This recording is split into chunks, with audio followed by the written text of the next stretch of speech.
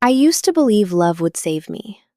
That belief lasted exactly as long as it took a man to look at my stomach and tell me he wasn't ready to be a father. What I couldn't have known that night was that 26 years later, that same rejection would circle all the way back to my own son's front door.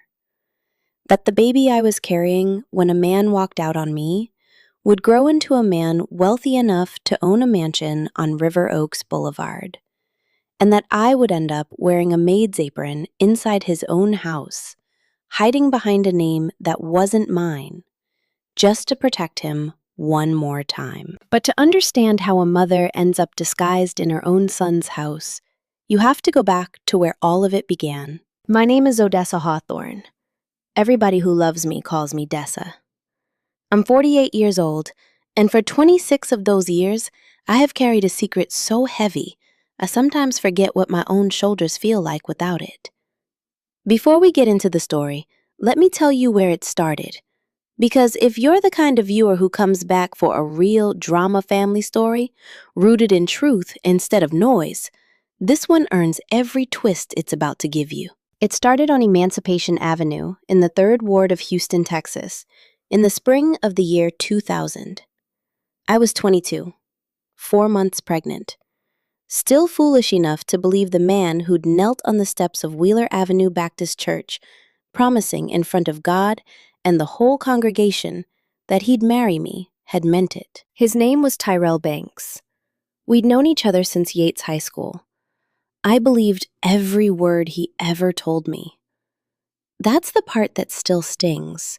Not that he lied, but that I believed him so completely. 3 nights after that promise on the church steps, I sat across from him in our little 1-bedroom apartment, my hand resting on the small curve of my belly, waiting for him to come home. He walked in late, smelling like somebody else's cologne, and he looked at me, not in my eyes, but at my stomach, like it was a problem he hadn't solved yet, and said flat and cold, "I'm not ready to be a father." Then he picked up his jacket and walked out. I sat on that living room floor until the sun came up, one hand on my belly, the other closed around a ring that was never real gold, just a promise dressed up to look like one. Here's the part nobody knew for 26 years until now. Going through the drawer where he kept his things, I found an envelope with the corner torn off. Inside was a letter from his company, an oil firm downtown, a promotion, and an $18,000 bonus, dated the week before he walked out on me. He wasn't broke. He wasn't scared of money. He simply didn't want us. I folded that letter up small and put it in my wallet, and I never told a living soul it existed. 3 days later, my own family finished what Tyrell started. My mother called everyone to the house on Dowling Street, aunts, uncles, cousins I hadn't seen in years, all standing in that cramped living room like a jury. She screamed in front of all of them that I'd killed the Hawthorne name. My father didn't yell. He just pointed at the door and said one sentence: "Before the sun comes up, you need to be out of this house." I walked into the rain that night with 1 bag of clothes and a folded piece of paper from a doctor's visit. That was everything I had left in the world. 2 weeks before all of this, I'd gotten a letter of my own acceptance into the nursing program at Houston Community College, my dream since I was 17.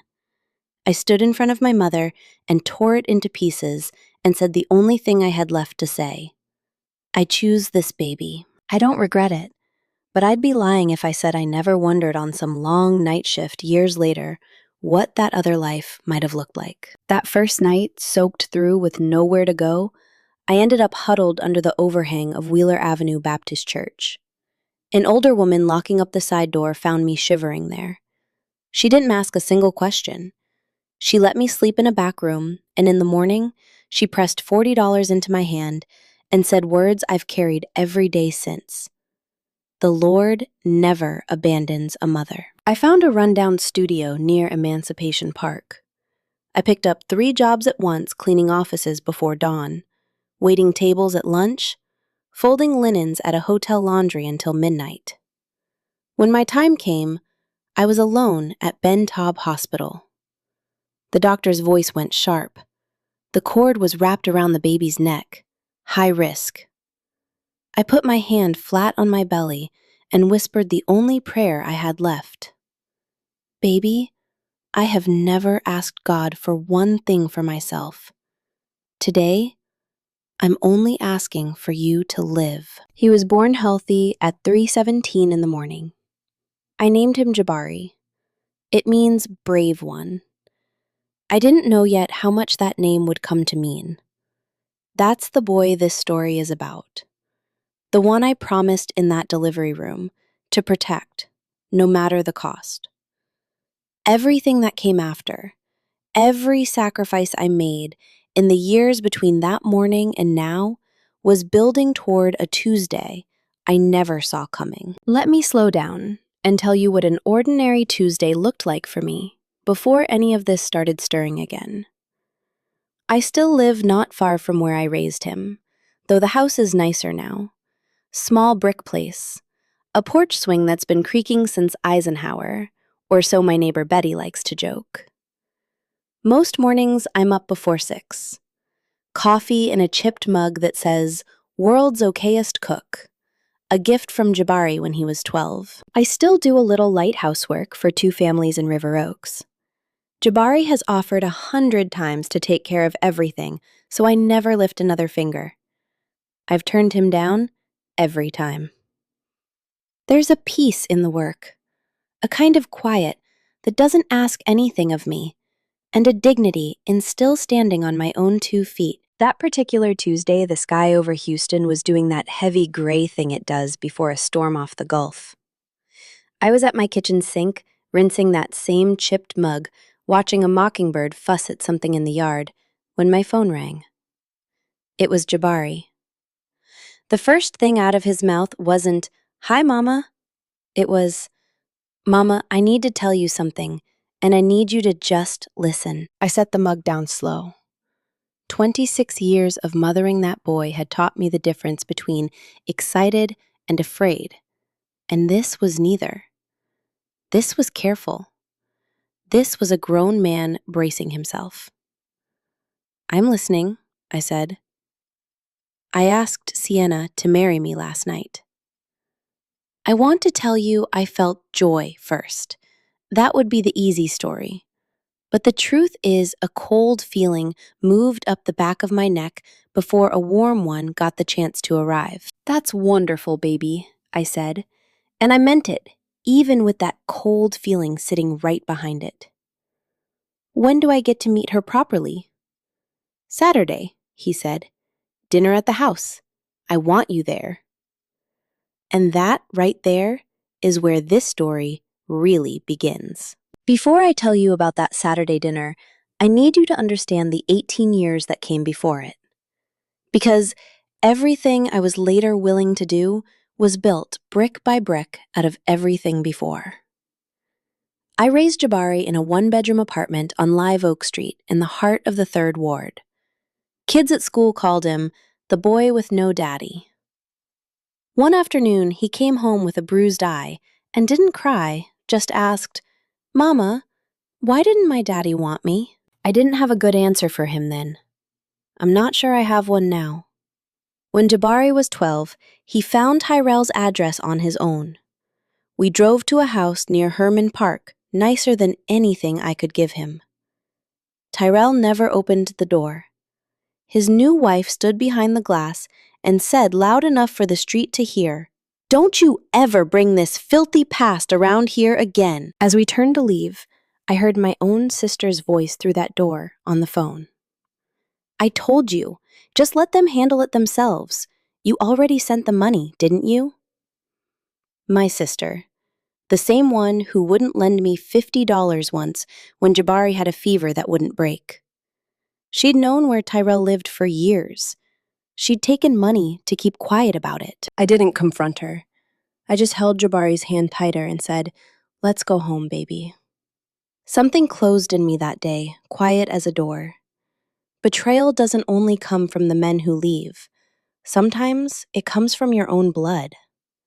I made my peace with that a long time ago, not by fixing it, but by deciding I didn't need it fixed to be whole. When Jabari was in 10th grade, his school planned a science trip to Austin.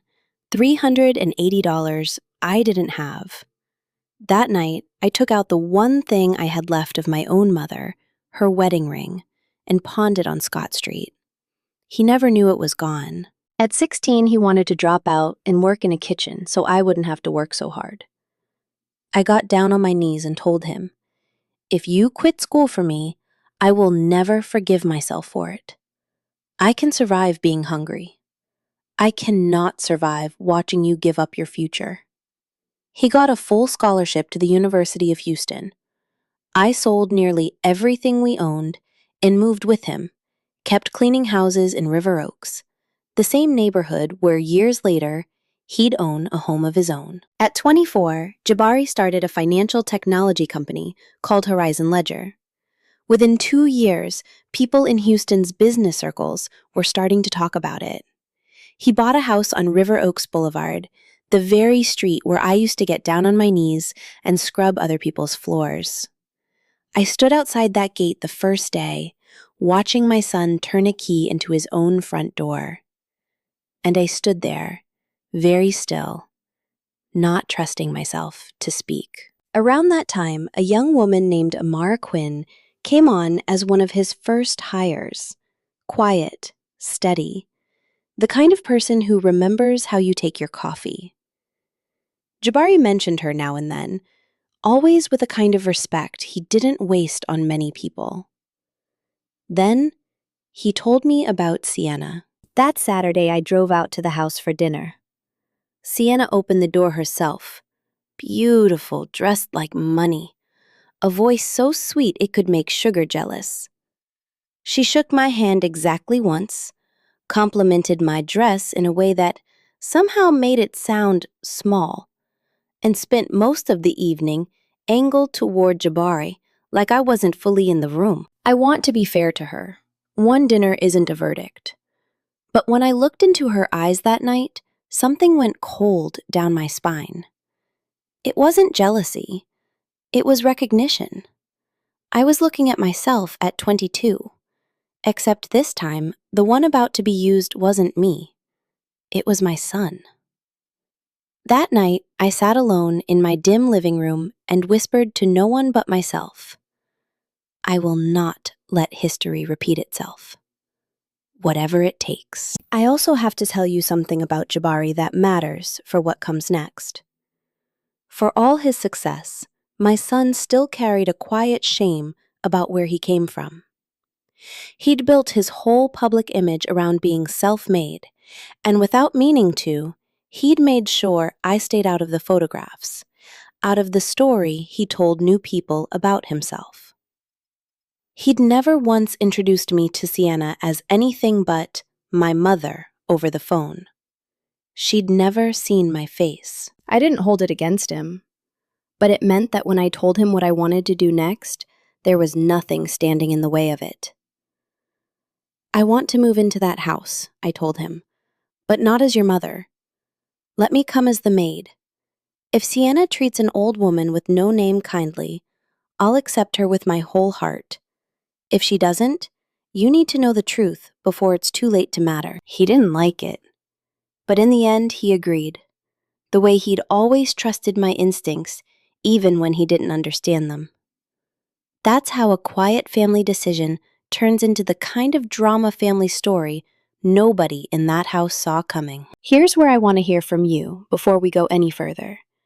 A mother, disguising herself as a maid, spying on her own son's fiancé, without her knowledge or consent. Is that a mother protecting her child? Or a mother crossing a line no one had the right to cross? Team Odessa or Team Privacy? Drop a 1 for Team Odessa. Drop a 2 for Team Privacy. Let's see which side wins the comments. Before next part tells you what she actually found. Jabari told the household staff I was a private hire, brought on directly rather than through any agency. I told him to call me Miss Ruth. The night before I moved in, I stood in front of my bathroom mirror and practiced the name out loud over and over, the way you practice a lie you intend to live inside of for a while. Ms. Ruth. Yes, Ms. Ruth. It felt strange in my mouth, foreign, like a coat that belonged to somebody else. I packed one small suitcase, 2 plain uniforms, a rosary that had been my mother's and folded flat at the bottom where no one would think to look, that 26-year-old promotion letter from Tyrell. I didn't know yet why I brought it. I only knew I wasn't leaving it behind. The day Sienna moved her things, in the house still smelled like fresh paint and cut flowers movers tracking through the marble foyer with garment bags draped over both arms. She looked me over once, head to shoes, quick and clinical. The way you'd size up a piece of furniture you were deciding whether to keep, and dropped her handbag at my feet without breaking stride. Old woman, take that upstairs. And don't touch my things with those hands. I picked up the bag. It was heavier than it looked. Real leather, the kind that cost more than I used to make in a month. I didn't say a word. I carried it up the wide staircase Jabari had once shown me photographs of over the phone. So proud. And I set it down gently on the bed in a room bigger than the apartment where I'd raised him. The days that followed were a slow drip of small cruelties. Cold food sent back with the plate barely touched. Floors never polished enough, no matter how long I knelt over them. You move like a turtle. I don't understand why Jabari hired someone so useless. She had a way of saying my absent name, Ms. Ruth, that made it sound like an insult all its own, stretched out slow, like she enjoyed the shape of it in her mouth. I want to be honest about something. There were nights alone in that small maid's room they'd given me down the back hall when the humiliation sat on my chest so heavy I could barely breathe through it. I'd close my eyes and hear my own mother's voice from Dowling Street, 26 years gone, but never quite silent. You have brought shame to this family. And for a moment, the two women would blur together in the dark, my mother and this stranger, both of them looking at me like I was something to be managed, rather than someone. I'd press my hand flat against my chest, the way I used to press it against my belly, waiting for Jabari to be born, and remind myself, this isn't for me to survive. This is for him. Then I'd sleep, or something close enough to it. One afternoon stays with me clearer than the rest. Sienna tipped a wine glass onto the hardwood on purpose. I watched her do it, watched the deliberate flick of her wrist, the way her eyes found mine first, to be sure I was looking, then stood over me while I knelt to clean it, the red wine spreading dark across the pale wood like something spilled that couldn't be taken back. She said, loud enough to be sure I heard, I guess some people are just born to kneel. I looked up at her, held her eyes a long moment. Behind her, through the tall window, the afternoon light was going that particular shade of amber it gets over Houston, just before a storm. And for one strange second, I noticed how beautiful the room was, even as I knelt in it, being humiliated. The two things sitting side by side, ugly and lovely, the way life so often insists on doing. I said only, yes, ma'am. In my head, I was 15 years back in time, hearing almost the same words from my own sister. I want to tell you something about Sienna that I didn't understand, yet, not fully, not that day. She never once raised her voice. Every cruelty came out smooth, unhurried, delivered with the same even tone she used to order coffee. That control should have told me something sooner than it did. A woman that practiced at cruelty had usually had a great deal of practice at something else first. Patience. The kind of patience that plans 2 months ahead. A few days in straightening her closet cedar and expensive perfume rows of shoes still in their boxes, I found a thin folder tucked between fashion magazines, half hidden the way you hide something you still need close enough to check on. Inside, printed valuations of Horizon Ledger, photographs of the house from several angles, and a copy of Jabari's birth certificate. Every page was dated, nearly 2 months before she'd ever officially started dating my son. My hands went cold holding that folder. Not shaking cold the way water goes still right before it freezes. I remember the exact sound of the house around me in that moment. A clock somewhere down the hall, the hum of the air conditioning, my own pulse loud in my ears. I put everything back exactly as I'd found it, aligned to the same crease in the magazine, and I sat down on the edge of her bed for a moment because my knees didn't trust themselves yet. Sienna didn't wake up one day and decide to become cruel. Underneath the calculation was a woman terrified of ever again being the one without leverage, who'd learned early that charm was currency and love was just the safest place to spend it. Her ambition wasn't really about the money in that folder. It was about never again standing in a room where someone else got to decide her worth. That fear is what made her careful enough to plan 2 months ahead and reckless enough to still believe no one would ever look closely enough to catch her. Then came the bracelet. She hid an expensive gold piece and accused me of stealing it right in front of Jabari, threatening to call the police. I watched something I'd never seen before cross my son's face. Doubt aimed at me. I let it stand because pulling the truth out early would have cost me everything I'd come there to learn. What Sienna didn't know was that Jabari quietly pulled the house security footage himself that same night. It showed nothing conclusive, but enough uncertainty that he held off firing me. I didn't find that out until much later. Around that same week, I had my first real moment with Amara. Her car had stalled just outside the gate one evening in the rain, and I was the one who came out with an umbrella and waited with her until the tow truck came, telling her nothing about myself, except that I worked in the house. She thanked me like I mattered, which was more than Sienna had managed in 3 weeks. Then, one night, I overheard something through the crack of a dressing room door that stopped my heart cold. Sienna was on the phone, voice low and pleased with itself. It's handled. My contact at the clinic is going to run me a positive test. Doesn't matter that I'm not really pregnant.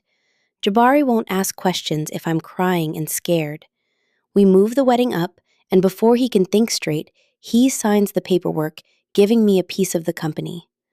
By the time anybody figures out the test was fake, I'll already have what I came for. The next afternoon, while she was out, I had 5 minutes alone in that dressing room, long enough to find a business card for a clinic well outside the city limits, and beneath it, a folded printout, a template for falsified lab results, half filled in with her name. I put everything back exactly as I found it. My hands were shaking, but my face wasn't. That night, I sat alone in the small maid's room they'd given me, holding that 26-year-old promotion letter from Tyrell.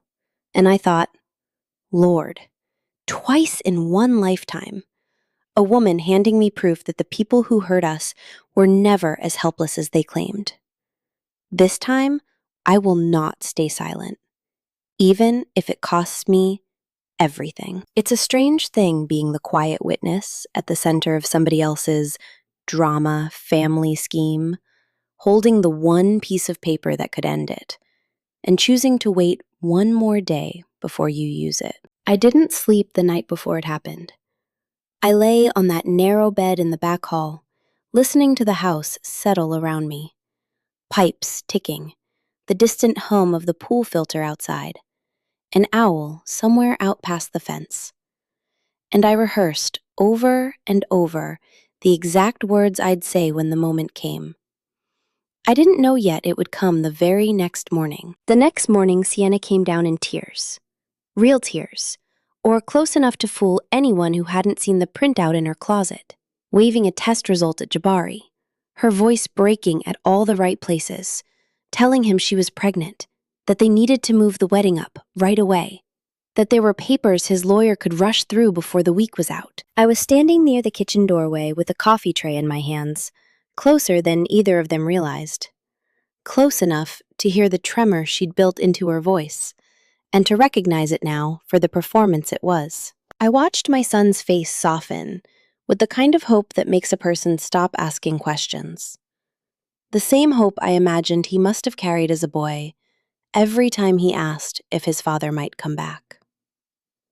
I watched him reach for the pen on the side table, his hand almost steady, almost certain. And I understood that in about 4 more seconds, he would sign something that would cost him everything I'd spent 26 years building him toward. I set the tray down. The cups rattled loud in that quiet room, and both of them turned to look at me at exactly the same moment. I stepped in before he could sign it, set the forged clinic printout down on the table next to his hand, the paper trembling slightly. Though I don't know if that was my hand or the air conditioning, and said, "Read that first, then decide." He read it. I watched his eyes move across it once, then again slower, like he was hoping the second pass might change what the first one said. I watched the hope drain out of his face and something harder move in behind it. Not anger, yet just the specific stillness of a man realizing the floor under him isn't where he thought it was. I untied my apron. My fingers fumbled the knot the first time, 26 years of steady hands, and in that one moment, they shook like a girl's. I pulled the scarf from my head, felt my own hair fall loose the way it hadn't in front of him in weeks, and I stood up straight in front of both of them and said each word slow and clear. "Son, this isn't Miss Ruth. This is your mother." The silence that followed had a texture to it. I could hear the refrigerator humming in the next room. I could hear Sienna's breath catch just once sharp. Sienna didn't cry or beg the way I'd braced for. She gave a thin, cold smile, the first entirely honest expression I'd seen on her face in the whole time I'd known her. Picked up her phone and pressed send on something without even looking down to check what she was sending. Within minutes, a piece of audio, my own voice, cut and rearranged to sound unhinged, was spreading online with a caption calling me a deranged mother-in-law who'd disguised herself as a maid to sabotage her son's wedding. It moved fast through Houston's business circles, the way ugly things always move faster than true ones. Within 48 hours, Horizon Ledger lost its 2 biggest contracts. Investors pulled back. Jabari stood there, caught between 2 versions of himself. The boy who'd watched his mother pawn her own mother's ring so he could go on a school trip, and the founder who'd spent a decade proving he didn't need anyone's charity to build something real. His anger in that moment wasn't really about the company. It was fear wearing anger's clothes. The fear that loving her openly might cost him the one thing he'd built entirely on his own. He needed a few days of silence before he could separate the two, before gratitude could catch up to the shock. Jabari stood there angry and afraid at once, looking at me like he wanted to ask Mama, "Do you know what you just cost me?" He didn't say it out loud. He didn't have to. I'd raised that boy from nothing. I knew every question that could sit behind his silence. Sienna was made to leave the house that same night. 2 men from building security walking her bags out to a car idling in the drive, the headlights cutting hard white across the lawn in the dark. Before she went, she leaned close to me, close enough that I could smell her perfume, the same expensive scent from the closet where I'd found her folder, and whispered, "You think you won? I'll make sure both of you end up with nothing." I told Jabari there was one more test worth running. But this one wasn't a simple check of character anymore. This was survival. The days right after were the hardest I'd known since the year 2000. Jabari let it be known the company had gone under, the bank was seizing the house, every employee let go. We moved into a small apartment back in the 3rd Ward, the same streets where I'd raised him from nothing. And there was a strange, bitter symmetry in that my son and I, back where we started, the distance between River Oaks and Live Oak Street collapsing overnight like it had never really held. Friends and partners quietly cut ties, the way people do when proximity to trouble starts to feel like a liability. One of Jabari's old college friends messaged Amara privately, "Don't believe the bankruptcy story completely. Someone's paying to get you to walk away from those two." Amara read it, standing in her own kitchen, she told me much later. Phone light, the only thing on in the room. And she looked at that message a long time before she looked over at us, at Jabari and me, sitting quiet in that dim apartment on the other side of town, and deleted it without a word. She didn't leave. She came with a container of food she'd cooked herself, still warm through the foil, and $3,200 of her own savings folded into an envelope. Set it on the table between us and said, "You still have your knowledge and your experience. We can start over small.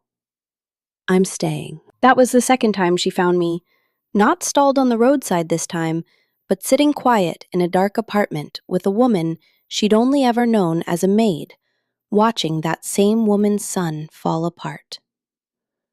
She didn't ask questions that night either. She just stayed. And something about the plainness of that choice, no speeches, no conditions, just a container of food and a number written on an envelope, told me more about her character than anything Jabari had said about her in 2 years of mentioning her name with quiet respect. Jabari sank into a chair, head in his hands, elbows on his knees, and for a long moment, none of us said anything at all. Somewhere outside, a car alarm went off 2 streets over and quit again. The ordinary noise of a neighborhood that didn't know or care what was falling apart inside one of its apartments. Watching him, I understood this final test wasn't only measuring Amara. It was measuring me, too. Whether everything I'd sacrificed to get him this far had built a man who could still stand back up, or only ever taught him how to survive being knocked down. I reached over and put my hand on the back of his neck, the way I used to when he was small and running a fever, and I didn't say anything either.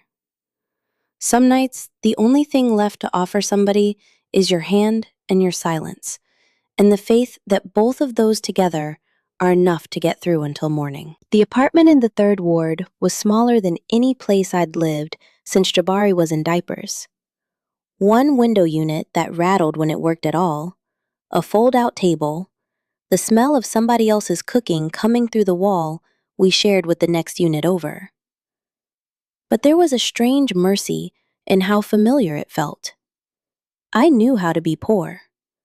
I'd forgotten, somewhere along the way, that I'd never actually forgotten. For the first 2 days, Jabari barely spoke. He'd sit by the window with his phone face down on his knee, watching the parking lot like it owed him an explanation. I didn't push him. I'd learned a long time ago that some silences are just grief, taking its coat off before it sits down. I made coffee in a dented pot I'd bought for $4 at a resale shop on Dowling, not far, I realized, only after I'd carried it home from the house where my own father once pointed at a door and told me not to be behind it come morning. I didn't tell Jabari that. Some things you just carry alone. It's lighter that way somehow, even when it isn't. And the 3rd night, Amara came again. Same as she had before, no calls ahead, just a knock, and then her voice through the door. Easy, like she'd always lived there too. She'd brought a container of red beans and rice, still warm, wrapped in a dish towel that smelled like her apartment. She set it down, looked at Jabari, and said nothing about the company or the house or any of it. She just pulled up the one folding chair they had and sat close enough that her knee touched his. That was the night he finally told her. He told it slow, the way a man tells something he's ashamed he ever needed to hide. The apartment on Live Oak Street, the bruised eye at school, the wedding trip to Austin, the ring I pawned on Scott Street that he never once suspected was gone until I said it out loud, now 26 years too late for him to give it back to me. He told her about Ms. Ruth the maid's uniform, the years of "yes ma'am," the folder in Sienna's closet, the forged clinic printout, all of it. His voice cracked exactly once on the part where he said, "She let me believe for a whole day that my own mother might have stolen from me. And she let that happen because the truth mattered more than being comfortable." Amara didn't interrupt. She listened the way she'd watched over her stalled car in the rain that first night, patient, unhurried, like time wasn't something she needed to spend carefully. When he finished, the room was so quiet I could hear the window unit ticking as it cooled. She turned to me first, not him. "Do you regret pretending to be a maid?" The question landed soft, but it landed exactly where it needed to. I set my coffee down on the fold-out table, felt the cheap plastic wobble under my hand, and I thought about it, honestly, before I answered. Not because I doubted the answer, but because she deserved a true one, not a quick one. "No," I told her. "I only regret putting my son through this much." She nodded slowly like she'd expected that answer and needed to hear it anyway.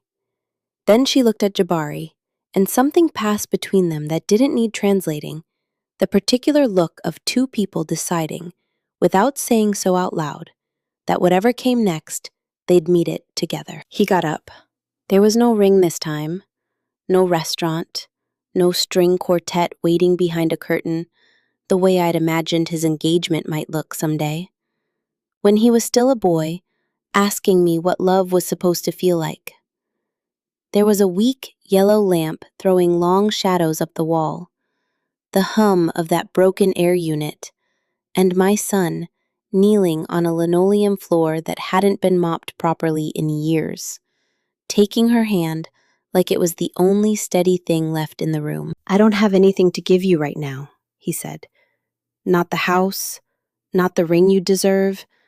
I don't even know if I still have a company by the end of the month. But I know what I want, and I've never been sure of anything in my life. Marry me. Not the version of me with the mansion. This one." She didn't make him wait. "Yes," she said, and her voice didn't shake at all, which told me everything I needed to know about how long she'd already made peace with the answer. I stood by that window watching them, and I let myself cry a little, quiet so they wouldn't stop to comfort me, because that moment didn't belong to me. It belonged to them. I'd had my moment, years earlier, in a hospital room at 3:17 in the morning, praying for a heartbeat instead of a proposal. This one was theirs to keep. It took 6 weeks for the truth about the leaked audio to unwind itself. Jabari's lawyer traced the clip back through 3 shared accounts to a marketing contractor Sienna had once used for Horizon Ledger's launch event. Someone she'd paid in cash, and clearly hadn't paid enough to keep quiet forever. Once the doctored recording was proven false, the 2 contracts that had walked away came testing the water again, the way people do when they realize they judged too fast and are hoping nobody kept count. Jabari took one of them back. He let the other one go without a second thought. And when I asked him why, he just said, "Some doors, once you see what's behind them, you don't knock on again." I recognized my own words coming back to me, and I didn't correct him. We moved back to River Oaks Boulevard on a Sunday in early spring, the kind of Houston morning where the air still holds a little of the night's coolness before the heat remembers itself. I stood at the same gate I'd stood at years before, The day Jabari first turned his own key in his own front door. And this time, I didn't hold myself back from speaking. I just didn't have anything grand to say. I said, "Well, here we are again." And Jabari laughed for the first time in weeks. A real laugh, the kind that comes up out of a person's chest instead of just their throat. The morning of the wedding, I sat in front of a mirror in a room in that house that had once been Sienna's dressing room. The same room where I'd found the forged clinic printout tucked under a business card. Someone had repainted it since. I noticed my hands were steady as I pinned my hair, steadier than they'd been the night I found that folder. And I sat with that stillness for a moment, turning it over like a coin. Fear, it turns out, doesn't always leave loud.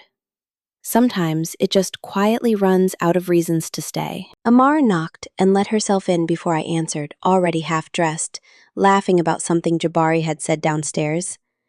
And she stopped in the doorway when she saw me. "You look like somebody's mother," she said, in the best possible way there is to mean that. "I've been somebody's mother a long time," I told her. "Today's just the first day anybody said it out loud in front of a church full of people." She came and stood behind me at the mirror, rested both hands on my shoulders, and for a second, neither of us said anything else. Outside, I could hear the caterers setting up folding chairs on the lawn, metal legs scraping softly against the brick pavers, somebody testing a microphone with a low, apologetic hum. Ordinary sounds. The kind of sounds that mean life is about to go on being lived. The wedding was held at Wheeler Avenue Baptist Church, the same one where an old woman had once unlocked a side door for a shivering 22-year-old girl with nowhere else to go. I sat in the second pew, and every so often, my eyes drifted to that side entrance, half expecting to see her ghost standing there, nodding at me, satisfied that the Lord had in fact never abandoned this particular mother, even when it took 26 years to prove it. The church was full, warm light, coming gold through the tall windows. The low murmur of 100 conversations settling as the organ started. The smell of gardenias somebody had wound through the pew ends. I remember thinking how strange it was that grief and joy could sit in the exact same room and somehow not cancel each other out. That's when I saw him. Tyrell Banks, sitting in the last row in a gray suit that fit like it belonged to a version of him that had aged more gracefully than he had any right to. Beside him sat a man with a leather folder and the unmistakable stillness of somebody paid by the hour, a lawyer I understood later, brought along on the chance that a father who'd once walked out on a pregnant 22-year-old might still have some legal foothold in what that abandoned child had gone on to build. I felt my whole body go tight. The old cold water feeling I hadn't had since I was 22 years old, standing on a porch on Dowling Street. But Jabari, my Jabari, who used to ask me why his daddy didn't want him, who I once watched stand outside a glass door listening to a stranger call him filthy past. Jabari didn't flinch. He didn't even raise his voice. He walked straight down that aisle before the ceremony had properly started, unhurried. The church gone so quiet, you could hear his shoes on the old wood floor. He stopped in front of Tyrell, reached into his jacket and pulled out a folded, yellowed envelope. The same $18,000 promotion letter I'd carried in my wallet for 26 years. The one I'd finally handed him the week before, along with a few other papers I'd kept without ever telling him why. He laid it on the pew beside the lawyer's folder, calm as anything. "This man doesn't belong in my family's space," he said. Not loud, just final. Two ushers walked Tyrell out through the side door, the very same door I noticed where that kind woman had once let a girl in from the rain. There was no shouting, no scene, just a man in a gray suit disappearing back into the parking lot with the quiet certainty that whatever he'd come hoping to collect on the debt had already been called in a long time ago, and not in his favor. When the pastor finally pronounced Jabari and Amara husband and wife, my son turned not to his bride first, but to me, sitting in that second pew with my hands twisted together in my lap. And he said it loud enough for every person in that church to hear. Today, I'm not only marrying my wife, I'm formally bringing my mother home, under her real name, in her rightful place. I sat very still. My jaw was tight enough to ache. I kept the tears exactly where I'd put them, the way I'd learned to do standing in a kitchen with a wine glass shattered at my feet, held, not gone, just waiting for a safer room to fall in. 3 months after the wedding, on a mild afternoon, with that particular River Oaks quiet sprinklers ticking somewhere down the block, a mockingbird, working through its whole repertoire in the live oak by the fence, Jabari and Amara were out back, planting a young pecan tree.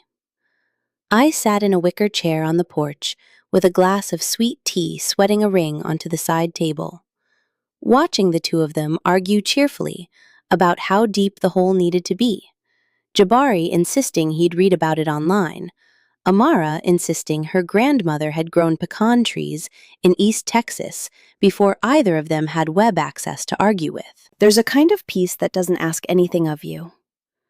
I'd told Jabari once that's what I loved about scrubbing floors in this very neighborhood.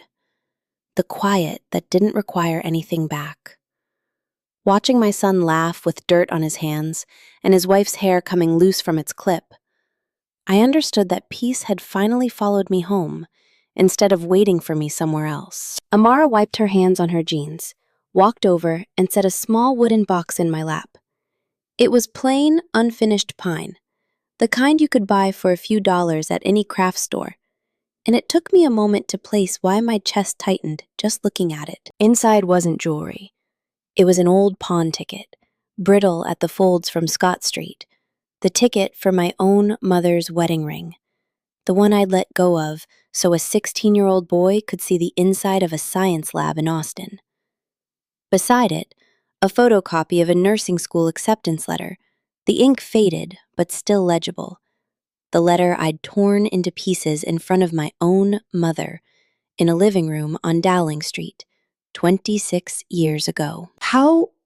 I started, and my voice didn't finish the question. Jabari found the ticket stub in an old coat pocket when we were moving boxes back into the house, Amara said, sitting on the porch step so she was looking up at me instead of down. He didn't understand what it was until I explained pawn tickets to him. I don't think that boy's ever set foot in a pawn shop in his life. She smiled, soft, and reached over to touch the edge of the box. The letter I found myself. It was folded up in the lining of an old handbag you left in that River Oaks house, the first week you moved in as Ms. Ruth. I kept it.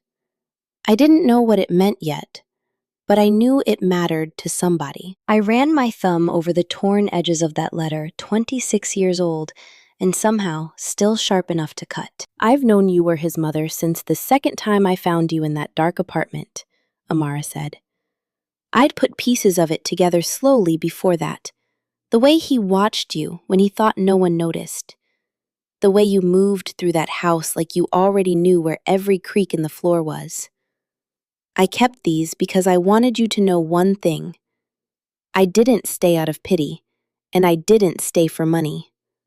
I stayed because I saw exactly what you sacrificed for 26 years. And I chose to become the daughter-in-law of a woman like that. I thought sitting there about her own family she'd mentioned once in passing, an aunt who'd raised her after her own mother left for a man who didn't want children either, though she never said much more than that, and I never asked. Maybe that's why she recognized what she was looking at in that dark apartment, before Jabari ever explained it to her. Some people don't need the whole story read out loud.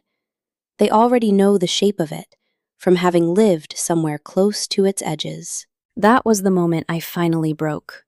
Not because I'd been betrayed, because for the first time in 26 years, someone had seen the whole of what I'd hidden and chosen to stand beside me anyway. Jabari knelt in front of both of us in the grass, still smelling faintly of fresh dirt from the pecan tree, and took our hands. Mine, rough from decades of other people's floors. Amara's, still dusty at the knuckles. "I'm not just rebuilding the company," he said. "I want to rebuild the home you never got to have. No more Ms. Ruth, just Mama." I couldn't say anything back. I just held both their hands and let the tears run free for the first time in longer than I could remember. Not the careful, contained kind I'd learned to cry in kitchens and dressing rooms and hospital hallways, but the loud, unguarded kind I hadn't let myself do since I was 22 years old and alone on a living room floor with a ring that was never real gold. Later that evening, after the porch had gone quiet and the sprinklers had shut off block by block, I walked inside alone. I took the old promotion letter and the pawn ticket from my wallet, the same wallet I'd carried both of them in for 26 years, folded so many times the creases had gone soft as cloth, and I carried them out to the small fire pit near the fence, the one Jabari had built the summer before, back when none of us knew yet how much we'd need a quiet place to burn things. I struck the match twice before it caught. The paper curled at the edges, first orange eating inward, and I watched Tyrell's promotion letter go, the proof that he'd had every reason in the world to stay, and none of the excuses he'd used to leave. I watched it until there was nothing left but a soft gray shape, holding its form for one more second before it folded into ash. The pawn ticket went next. Quicker, lighter somehow, like it had been waiting 26 years to stop being evidence of anything and just be paper again. The ash lifted into the evening wind over River Oaks, past the new pecan tree, standing thin and hopeful in the last of the light. And I stood there a long while, watching it go, feeling for the first time in longer than I could count that I didn't need to keep it anymore. I'd carried the proof long enough. I didn't need it to remember what I'd survived. I only needed to look at the two people planting a tree in my son's backyard to know it had all been worth carrying. As for my sister, I never did go looking for that conversation. Some doors don't need slamming shut. You can just stop standing in front of them. We sat together by that new pecan tree, the evening light resting on my shoulders. A woman, once thrown out of a house on Dowling Street, now finally called Mama, with her full name and her full dignity restored. This story reminds us that dignity was never something Odessa waited to be handed. It was something she kept building, quietly, one decision at a time, long before anyone else noticed. If you're sitting with a similar ache tonight, here's something more useful than a slogan. Write down one thing you gave up for someone you loved, and let yourself actually grieve it over a cup of coffee instead of burying it politely. Call one person this week who knew you before your losses started stacking up, and tell them one true thing you've never said out loud. If a family member's silence still costs you sleep, you don't owe them a confrontation. You're allowed to simply stop waiting by that door, the way Odessa did. And when someone finally does see the whole of what you carried, and stays anyway, let that be enough to open your hands. Not because the past stops mattering, but because you've decided, like Odessa did in her own kitchen, with the smell of coffee and rain still on her mind, that carrying dignity alone for so long has earned you the right to finally set some of it down.